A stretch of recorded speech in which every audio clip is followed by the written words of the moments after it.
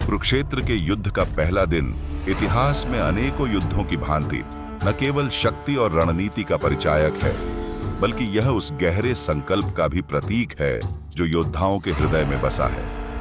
इस दिन का महत्व इसलिए भी अधिक है क्योंकि यह निर्धारित करता है कि आगे चलकर युद्ध की दिशा क्या होगी। इसी दिन सेनाओं की रणनीति और वीरता की पहली परीक्षा होती है।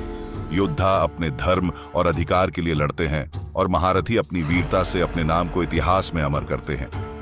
पहले दिन की घटनाएं युद्ध के परिणाम को प्रभावित करने में महत्वपूर्ण भूमिका निभाती हैं। आइए इस ऐतिहासिक दिन के गवाह बने और समझें कि कैसे धर्म और अधर्म के बीच की इस लड़ाई में हर एक शंखनाद, हर एक तीर और हर एक तलवार की चाल ने इतिहास को आकार दिया। जैसे ही सूर्य की पहली किरणें कुरुक्षेत्र की धरती पर पड़ी, वहां खड़े हो गए हजारों योद्धा अपने अपने ध्वज के साथ तैयार अपनी वीरता और पराक्रम से युगों युगों तक के लिए अपनी कहानियां गढ़ने को। आज हम आपको मिलवाते हैं उन महान योद्धाओं से जिनके साहस और निष्ठा ने महाभारत के पहले दिन युद्ध की नींव रखी। आज के युद्ध का प्रारंभ हो चुका है और पांडव पक्ष के वीर योद्धाओं की वीरता की कहानियां सभी के हृदयों में जोश भरने वाली हैं। आइए मिलते हैं इन महान योद्धाओं से। धर्मराज के नाम से विख्यात युधिष्ठिर की विवेकपूर्ण नीतियां और धैर्य उन्हें पांडवों का आदर्श नेता बनाती है। इस महायुद्ध के प्रारंभ में उनका धर्म के प्रति अटूट समर्पण पांडव सेना के लिए प्रेरणा का स्रोत है। भीम, वज्र समान शक्तिशाली भीमसेन, जिनके पराक्रम की गूंज से शत्रु पक्ष कांप उठता है। उनके गदा की एक चोट से हजारों योद्धा धराशायी हो जाते हैं। अर्जुन, महान धनुर्धर, जिनके तीरों की शक्ति और निशाने की खूबी के किस्से लोक लोकांतर तक प्रसिद्ध हैं। अर्जुन की वीरता और उनके सारथी श्री कृष्ण के मार्गदर्शन से आज के युद्ध में पांडवों की रक्षा होगी। नकुल और सहदेव, अश्वशक्ति और शस्त्र विद्या में कुशल, ये दोनों भ्राता पांडव पक्ष के लिए अत्यंत महत्वपूर्ण हैं। उनकी तीव्रता और चातुर्य युद्ध में पांडवों की विजय सुनिश्चित करने में सहायक होगी। धृष्टद्युम्न, द्रौपदी के भ्राता और पांडव सेना के महान सेनापति, जिनका जन्म ही द्रोणाचार्य के विनाश के लिए हुआ था। उनकी रणनीतिक क्षमता पांडवों के लिए अमूल्य है। अभिमन्यु, अर्जुन के पुत्र, जो युवा होते हुए भी असीम साहस और युद्ध कौशल से लैस है। उनका युद्ध में सामना करना कौरवों की बड़ी चिंता का विषय है। अब हम कौरवों की ओर रुख करेंगे तो चलिए मिलते हैं दूसरे पक्ष के उन योद्धाओं से जिनकी ताकत ने पूरे भारतवर्ष को हिला दिया। दुर्योधन, कौरवों में सबसे ज्येष्ठ भ्राता, जिनकी महत्वाकांक्षा इस महायुद्ध का कारण बनी। उनका राजसी तेज और योद्धा के रूप में कौशल उन्हें अपनी सेना का अग्रणी बनाते हैं। दुशासन, दुर्योधन के विश्वसनीय भाई और सहयोगी, जिनका उग्र स्वभाव और पराक्रम युद्ध में उनकी सेना के लिए उत्साहवर्धन करता है। भीष्म पितामह, महाभारत के अद्वितीय योद्धा, जिनकी वीरता और युद्ध कौशल की कहानियां प्रसिद्ध हैं। उनकी उपस्थिति कौरवों के लिए एक मजबूत स्तंभ है। द्रोणाचार्य, अचूक युद्ध नीतियों के ज्ञाता, जिन्होंने पांडवों और कौरवों दोनों को युद्ध कला की शिक्षा दी। उनके युद्ध कौशल की परीक्षा आज के युद्ध में होगी। शकुनी, कपटी और चालाक, शकुनी की योजनाएं और चालबाजियां कौरवों के रणनीतिक लाभ के लिए अत्यंत महत्वपूर्ण हैं। उनकी बुद्धिमत्ता और सूझबूझ युद्ध में कौरवों को विशेष लाभ प्रदान करती है। कुरुक्षेत्र के युद्ध में पहले दिन पांडवों ने वज्र व्यूह का आयोजन किया, एक ऐसा रणनीतिक युद्ध संरचना जो उनकी रक्षा करते हुए साथ ही साथ आक्रमण की ताकत को भी बढ़ाता है। वज्र, जिसका अर्थ है बिजली की तरह प्रहार करना, इस व्यूह का प्रमुख उद्देश्य था। इस व्यूह की रचना में पांडवों के महारथी अर्जुन और भीम को मुख्य रूप से आगे और केंद्र में रखा गया था, जहां वे शत्रु पर सीधे प्रहार कर सकते थे। वज्र व्यूह के पीछे का हिस्सा अत्यधिक सुरक्षित था, जहां सेनापति और अन्य महत्वपूर्ण योद्धा सुरक्षित रह सकते थे। इस व्यूह के द्वारा पांडवों ने न केवल अपनी सेना की रक्षा की, बल्कि युद्ध के पहले दिन शत्रु के आक्रमणों का मुकाबला करने में सक्षम बने। इस व्यूह ने पांडवों को आवश्यक सामरिक लाभ दिलाया और युद्ध के आगामी दिनों के लिए एक मजबूत आधार प्रदान किया। कुरुक्षेत्र की विशाल युद्ध भूमि पर पहले दिन कौरवों ने सर्वोत्र भद्र व्यूह का प्रयोग किया, जो कि एक अत्यंत कुशल और रक्षात्मक युद्ध व्यूह था। इस व्यूह की विशेषता यह थी कि यह सभी दिशाओं से शुभ और मजबूत था, जिससे कौरव सेना को अपनी रक्षा करने के साथ साथ आक्रामक प्रहार करने की क्षमता भी प्राप्त होती थी। सर्वोत्र भद्र व्यूह में सैनिकों को एक जालीदार पैटर्न में व्यवस्थित किया गया था, जिससे युद्ध के दौरान त्वरित गति से स्थिति में परिवर्तन करना संभव हो सके। इस व्यूह के केंद्र में भीष्म जैसे महारथी रखे गए थे, जो युद्ध की रणनीति को संचालित करते थे। इस व्यूह का मुख्य उद्देश्य था युद्ध के मैदान में स्थितियों को अपने अनुकूल बनाना और शत्रु के आक्रमणों का सटीक जवाब देना। पहले दिन की युद्ध नीति में इस व्यूह ने कौरवों को महत्वपूर्ण सामरिक लाभ प्रदान किया। महाभारत के युद्ध के पहले दिन कौरवों ने अपनी युद्ध कौशलता और चतुराई से पांडव सेना को उलझाने का प्रयास किया। दुर्योधन, जो अपने विरोधियों की रणनीतिक शक्ति से भलीभांति परिचित थे, ने भीष्म और द्रोणाचार्य के साथ मिलकर कई कुटिल योजनाएं बनाईं। इन योजनाओं में सम्मोहन और परिवर्तनीय पद्धतियां शामिल थीं, जिससे पांडवों की सेना को विभाजित करने और उनके युद्ध संरचना में विघ्न डालने का प्रयास किया गया। कौरव सेना ने छद्म आक्रमण करके पांडवों को अपने मूल स्थान से हटाने की कोशिश की, जिससे वे अपने रक्षात्मक मोर्चे को कमजोर कर सकें। इस प्रक्रिया में कौरवों ने विशेष रूप से पांडवों के महत्वपूर्ण योद्धाओं को निशाना बनाया, उन्हें युद्ध के मुख्य क्षेत्र से दूर लुभाने का प्रयास किया। ये रणनीतिक चालें कुछ हद तक सफल रहीं, क्योंकि पांडवों को अपनी रणनीति में लगातार समायोजन और परिवर्तन करने पड़े। महाभारत के युद्ध के पहले दिन जब भीम और दुर्योधन आमने सामने आए, तो यह युद्ध केवल शारीरिक नहीं, बल्कि मानसिक और भावनात्मक रूप से भी उतना ही तीव्र था। दोनों योद्धा अपनी अपनी गदाओं को संभाले हुए थे और उनकी आंखों में वर्षों से संचित शत्रुता और प्रतिशोध की ज्वाला दहक रही थी। युद्ध का आरंभ भीम के एक जोरदार प्रहार से हुआ, जिसने दुर्योधन को कुछ क्षण के लिए असंतुलित कर दिया। लेकिन दुर्योधन, जो कि गदा युद्ध में निपुण थे, तुरंत ही संभल गए और पलटवार करते हुए भीम पर एक क्रूर वार किया। इस प्रतिक्रिया से भीम भी कुछ कदम पीछे हटे, लेकिन तुरंत ही उन्होंने अपनी गदा को फिर से संभाला और युद्ध को जारी रखा। दोनों योद्धाओं की गदाएं हवा में घूम रही थीं, और जब भी वे आपस में टकराती तो एक भयानक ध्वनि उत्पन्न होती, जो युद्ध भूमि के हर कोने तक पहुंचती। भीम का प्रत्येक प्रहार जैसे पहाड़ तोड़ने की क्षमता रखता था, और दुर्योधन की प्रत्येक चाल में वह चालाकी और कौशल था जो किसी भी योद्धा को पराजित कर सकता था। इस युद्ध के दौरान दोनों योद्धा एक दूसरे पर बार बार वार कर रहे थे, जिससे युद्ध भूमि में एक अजीब सा तनाव और रोमांच पैदा हो गया था। हालांकि इस युद्ध का कोई निश्चित परिणाम नहीं निकला, यह युद्ध उनके आपसी रंजिश और आगे की लड़ाइयों के लिए एक निर्णायक भूमिका निभा रहा था।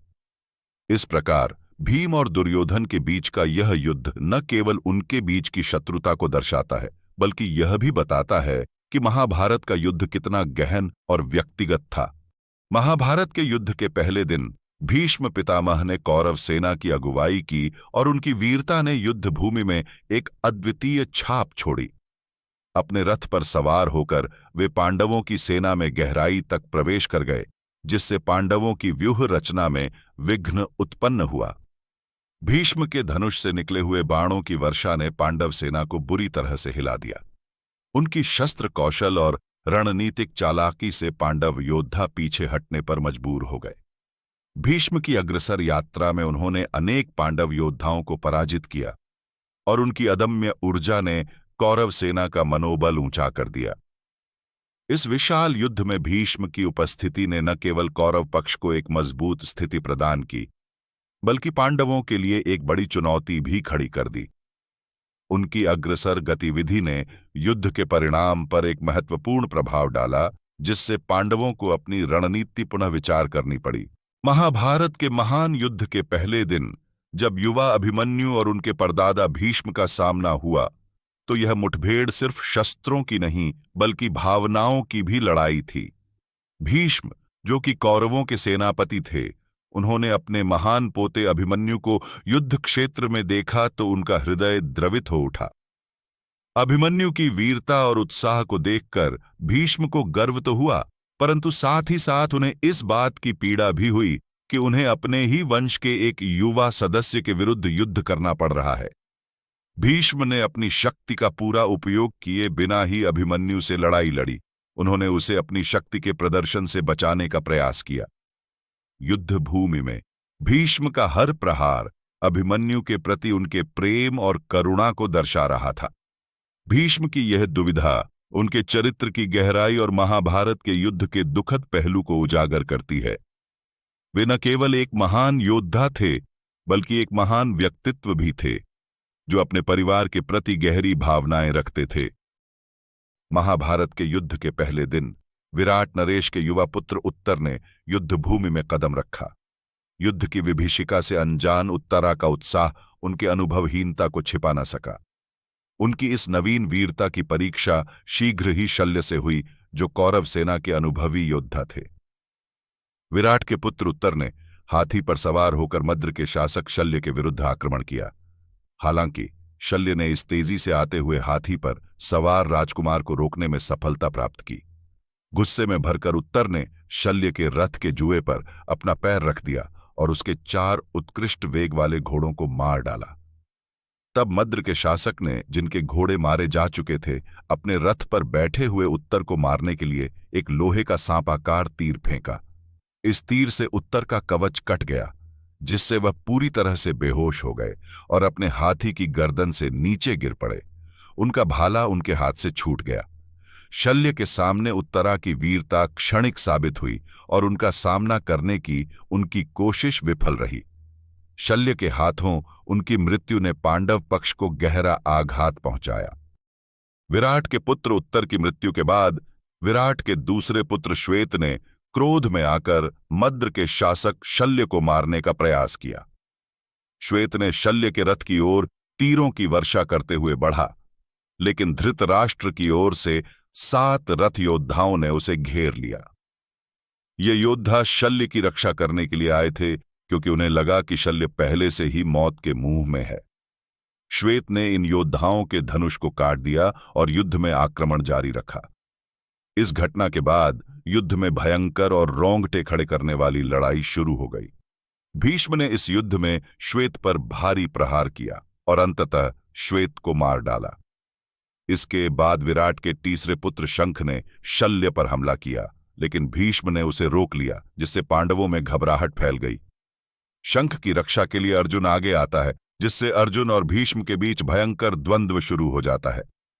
इस बीच शल्य ने शंख के रथ को निष्क्रिय कर दिया, जिससे शंख को वाहन बदलने के लिए मजबूर होना पड़ा। तब भीष्म युद्ध के मैदान पर हावी हो गए, जिससे पांडव सहयोगियों को भारी क्षति हुई। इसी प्रकार युद्ध में विराट के तीसरे पुत्र शंख की भी मृत्यु हो जाती है। महाभारत के युद्ध के प्रथम दिन श्री कृष्ण ने अर्जुन के सारथी के रूप में युद्ध की भूमिका निभाई। श्री कृष्ण का किरदार सिर्फ एक रथ चालक का नहीं, बल्कि एक गहन रणनीतिकार का था, जिन्होंने अर्जुन को युद्ध के विभिन्न पहलुओं में मार्गदर्शन दिया। इस दिन अर्जुन का मन विचलित और भ्रमित था, जब उन्होंने अपने प्रियजनों को सामने युद्ध के लिए खड़ा पाया। इसी संदर्भ में श्री कृष्ण ने अर्जुन को धर्म और कर्तव्य के पथ पर चलने की प्रेरणा दी। उनके उपदेश ने अर्जुन को न केवल उनके अधिकारों का बोध कराया, बल्कि यह भी समझाया कि कैसे उनकी भूमिका समग्र युद्ध के परिणाम को प्रभावित कर सकती है। युद्ध के इस पहले दिन श्री कृष्ण की सलाह और उनके मार्गदर्शन ने अर्जुन को सही निर्णय लेने में मदद की, जिससे वह कौरव सेना के विरुद्ध प्रभावी रूप से लड़ सके। इस प्रकार श्री कृष्ण का योगदान अर्जुन के युद्ध कौशल को निखारने में और उन्हें एक सचेत और नैतिक योद्धा के रूप में प्रस्तुत करने में महत्वपूर्ण रहा। महाभारत युद्ध के पहले दिन के अंत में जो विध्वंस हुआ, वह वर्णनातीत था। युद्ध क्षेत्र में चारों ओर मृत और घायल योद्धाओं की भीड़ लगी हुई थी, जिसमें कई महान योद्धाओं के शरीर भी शामिल थे। रथ, हाथी और घोड़े युद्ध भूमि पर बिखरे पड़े थे। विशाल सेनाएं, जो कभी युद्ध की शुरुआत में उत्साहित थीं, अब थकान और हानि से निराशा में डूबी हुई थी। पहले दिन के युद्ध का निष्कर्ष यह था कि भीष्म के नेतृत्व में कौरव सेना ने अपनी बढ़त बनाए रखी। भीष्म ने अपनी योद्धा क्षमता से पांडव सेना को बड़ी मात्रा में क्षति पहुंचाई। पांडव पक्ष ने भी प्रतिरोध किया और कुछ योद्धाओं ने उल्लेखनीय प्रदर्शन किया, लेकिन कौरवों के हमले के सामने वे पिछड़ गए। इस दिन की समाप्ति पर कौरव पक्ष ने अपनी ताकत का प्रदर्शन किया और युद्ध के आगामी दिनों के लिए एक मजबूत आधार स्थापित किया। पांडवों को अपनी रणनीति में परिवर्तन करने और नई योजनाएं बनाने की चुनौती थी, क्योंकि वे इस विनाशकारी दिन के बाद पलटवार की उम्मीद कर रहे थे। जैसे ही दिन की लड़ाई समाप्त होती है, निराश युधिष्ठिर पीछे हटने के बारे में सोचते हैं। वह भीष्म की अजेयता पर दुख जताते हुए कृष्ण से सलाह मांगते हैं। कृष्ण ने उन्हें आश्वस्त किया और युधिष्ठिर ने धृष्टद्युम्न को भीष्म की शक्ति का मुकाबला करने के लिए एक रणनीतिक संरचना क्रौंचरुमा का उपयोग करके अपनी सेना का नेतृत्व करने का आदेश दिया। यह भीष्म की चुनौतीपूर्ण शक्ति के खिलाफ पांडवों के बीच नई आशा और रणनीतियों के लिए मंच तैयार करता है। आप सभी का धन्यवाद जिन्होंने महाभारत युद्ध के पहले एपिसोड को देखा।